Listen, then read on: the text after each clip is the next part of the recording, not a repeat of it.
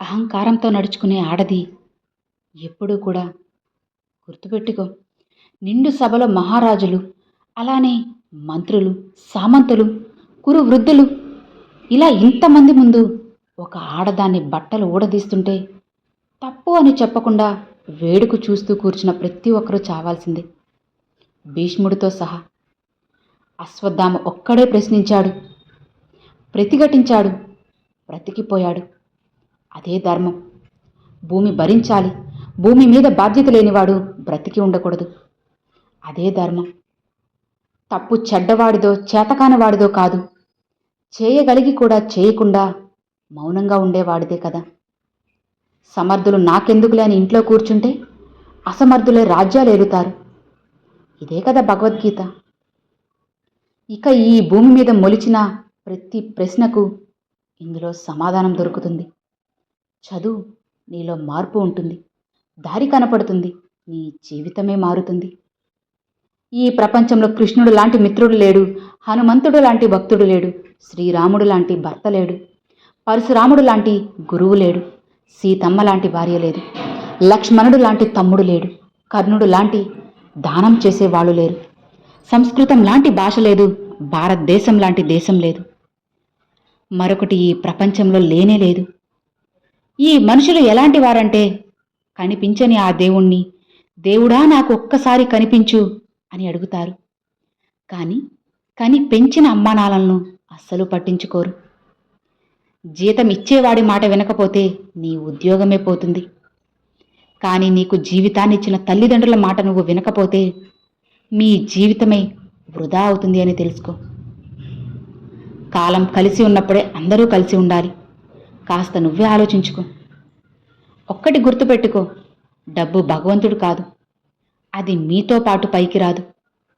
కాకపోతే డబ్బు ఉంటే మీ ఆలోచనలు దిగజారవు. డబ్బు జీవితంలో ముఖ్యమే, కానీ అదే జీవితం కాదు కదా. డబ్బుకి చాలా కొద్ది ప్రాధాన్యత మాత్రమే మనం ఇవ్వాలి. ఒక వ్యక్తి ఎదుగుతుంటే ఎదగనిద్దాం, ఎందుకంటే వాడు ఎదిగితే 10 మందికి అవకాశాలనిస్తాడు. పడిపోయే వ్యక్తిని పట్టుకుందాం, ఎందుకంటే వాడు పడిపోతే వాణ్ణి నమ్ముకున్న వాళ్ళు కష్టాల పాలవుతారు. జీవితంలో ఎప్పుడూ ఎదుటివాడు ఓడిపోవాలి అని కోరుకోకూడదు. మనం గెలవాలి అన్న సంకల్పం మాత్రమే ఉండాలి. అది ఉన్న రోజున గెలుపు నీ తలుపు తడుతుంది. నమ్మలేని నిజం ఏంటో తెలుసా? గుండెల్లో ఉన్నవారు జీవితంలో ఉండరు, జీవితంలో ఉండేవాళ్ళు గుండెల్లో ఉండరు. ఆ దేవుడు ఎంత విచిత్రంగా మన జీవితాలు రాశాడో కదా. జీవితంలో మనతో ఉండని వాళ్ళని మనకు పరిచయం చేస్తాడు. జీవితాంతం వాళ్ళ వల్ల బాధపడుతూ జీవించేలా చేస్తాడు. అందుకే ఎప్పుడు ఎవరిని ఎక్కువగా ప్రేమించకండి, ఎవరి మీద కూడా ఎక్కువ ఆశలు పెట్టుకోకండి. ఈ లోకంలో ఏదీ శాశ్వతం కాదు. మనం ఎవరినైతే ప్రేమిస్తామో వాళ్లే మనకు కన్నీళ్లు తెప్పిస్తారు. మనం ఎంత ప్రేమించినా వాళ్ళు మనతో ఉండరు. కానీ వాళ్ళు మన జీవితంలో ఉండరు అని తెలిసినా మనం ప్రాణం పోయేదాకా వాళ్ళని మర్చిపోలేం. ఇదే కదా జీవితం. మనిషి అన్నవాడు కష్టాలకు దూరంగా ఉండాలనుకుంటాడు. మనసున్నవాడు కష్టాల్లో ఉన్నవారికి దగ్గరగా ఉండాలనుకుంటాడు. గుర్తుపెట్టుకో, నువ్వు ఎంత బిజీగా ఉన్నా నీకోసం ఆలోచించే, నీకోసం ఎదురు చూసేవాళ్ళు ఉంటారని తెలుసుకో. ఇతరుల్ని బాధ పెట్టడం నీటిలో నువ్వు రాయి వేసినంత సులువు. వారిని తిరిగి మామూలు స్థితికి తేవడం ఆ రాయిని వెతికి తీసుకొచ్చేంత కష్టం. అందుకే ఎవరినీ బాధ పెట్టకుండా ఉండాలి. చదువు పాఠం చెప్పి పరీక్ష పెడుతుంది, కానీ జీవితం పరీక్షలు పెట్టి పాఠం నేర్పుతుంది. ఎంత విచిత్రమో చూడు. రాత్రి పడుకుంటే పగలు లేస్తామో లేదో అన్న గ్యారంటీ లేని ప్రాణాలు మనవి. ఇక అలాంటి జీవితంలో ఆస్తుల కోసం అడ్డదారులు తొక్కడం అవసరమా చెప్పు? ఒక్క క్షణం ఆలోచించు. గర్వం తలకెక్కితే శ్మశానం వైపు చూడు. అక్కడ నీకంటే మేధావులు, నీకన్నా బలవంతులు, నీకన్నా ధనవంతులు కూడా మట్టిలో కలిసిపోయారన్న విషయాన్ని నువ్వు తెలుసుకోవాలి. నీ కళ్ళ ముందు కనిపించేది ఏదీ కూడా శాశ్వతం కాదు. నీది అనుకుంటున్నది ఏదీ కూడా నీది కాదు. పోయేటప్పుడు ఏదీ నీతో రాదు. చివరికి నీ డబ్బు, నీ బంధుత్వాలు, మంచి చెడు ఏదీ నీకు తోడు రాదు. అన్నీ ఇక్కడ వదిలేసి పోవాల్సిందే కదా. మనం ఒక లక్ష్యంతో ప్రయత్నం చేస్తున్నప్పుడు నలుగురు ఏమనుకుంటారో అని వెనకడుగు వేస్తే మనల్ని పిరికివాడంటారు. ప్రయత్నం చేసేటప్పుడు భయం సహజం. ఆ భయాన్ని దాటి ముందుకు వెళ్ళినప్పుడే కదా అనుకున్న లక్ష్యాన్ని సాధిస్తావు. ఎందుకంటే నిన్న నీది కాదు, గడిచిపోయింది కాబట్టి. రేపు నీది కాదు, ఏం జరుగుతుందో నీకు తెలియదు కాబట్టి. కష్టపడాలన్నా నువ్వు ఈ క్షణమే, సంతోషించాలన్నా ఈ క్షణమే. దెబ్బలు తిన్న రాయి విగ్రహంలా బలంగా మారుతుంది. కానీ ఆ దెబ్బలు కొట్టిన సుత్తి మాత్రం ఎప్పటికీ సుత్తిగానే ఉండిపోతుంది. అంటే ఎదురు దెబ్బలు తిన్నవాడు, నొప్పి తెలిసినవాడు మాత్రమే మహనీయుడవుతాడు. ఇతరులను ఇబ్బంది పెట్టేవాడు ఎప్పటికీ ఉన్న దగ్గరే ఉండిపోతాడు. నొప్పితో పోరాడితేనే స్త్రీ అమ్మ అవుతుంది. చీకటితో పోరాడినప్పుడే గొంగలి పురుగు సీతాకోక చిలుక అవుతుంది. అలానే కదా మట్టితో పోరాడినప్పుడే విత్తనం కూడా మొక్కగా మారుతుంది. కష్టాలు వచ్చినప్పుడే మనిషిలో మార్పు మొదలవుతుంది.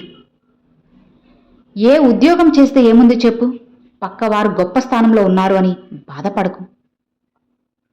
అందరికీ వారి ఉద్యోగం డబ్బుని మాత్రమే కాదు, పేరుని మాత్రమే కాదు, బతకడానికి అన్నాన్ని పెడుతుంది కదా, అది చాలు.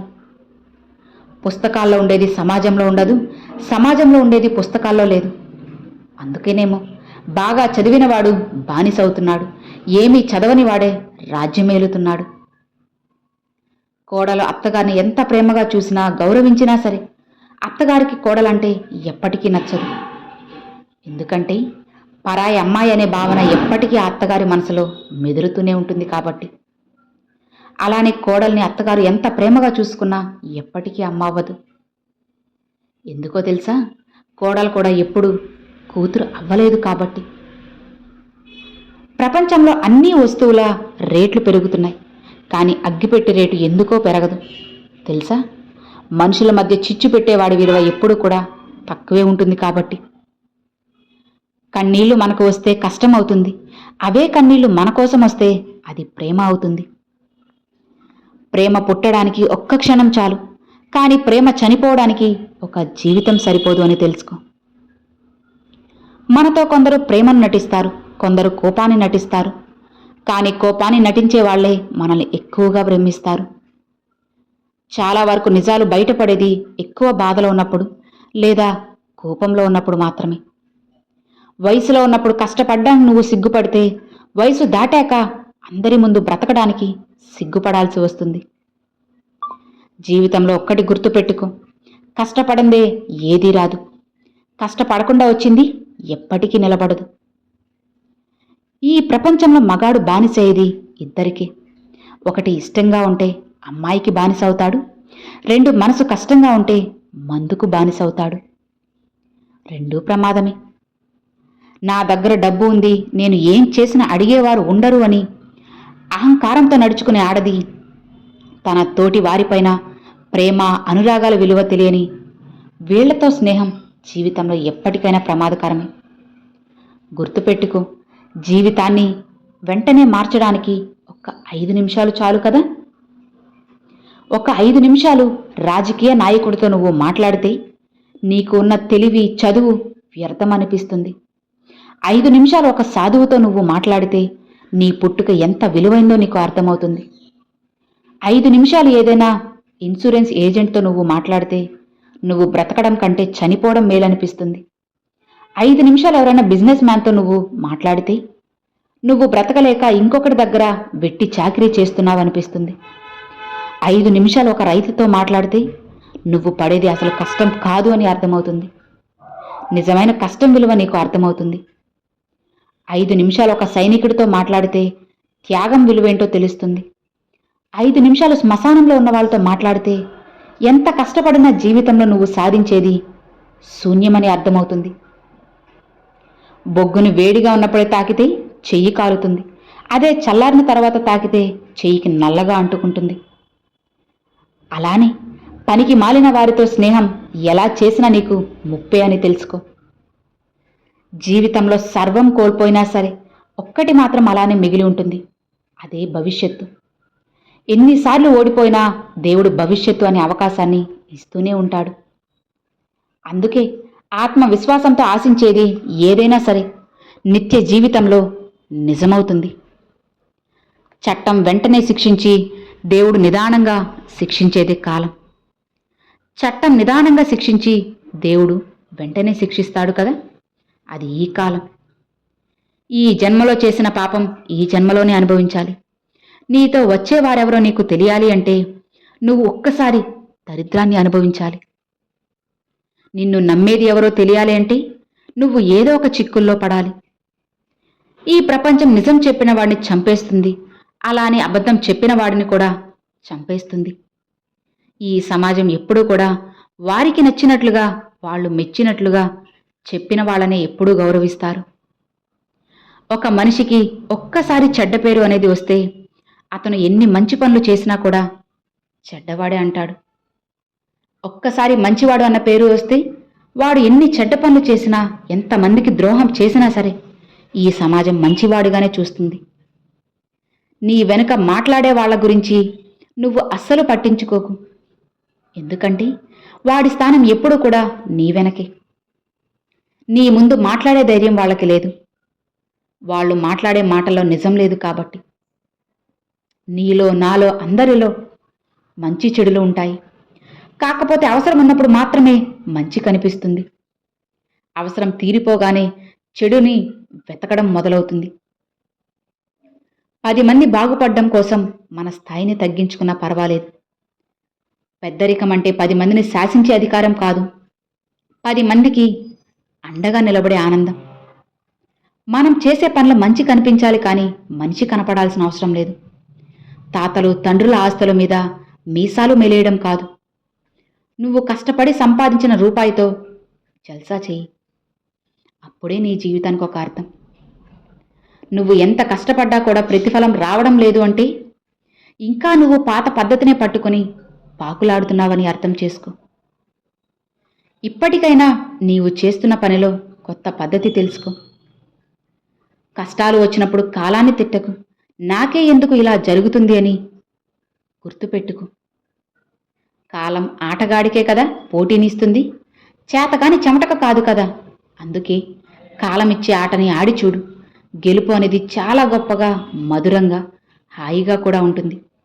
ఒక్కసారి ప్రయత్నించి చూసావంటే జీవితం చాలా సంతోషంగా ఉంటుంది. అర్థమైంది కదా? Thanks for watching friends.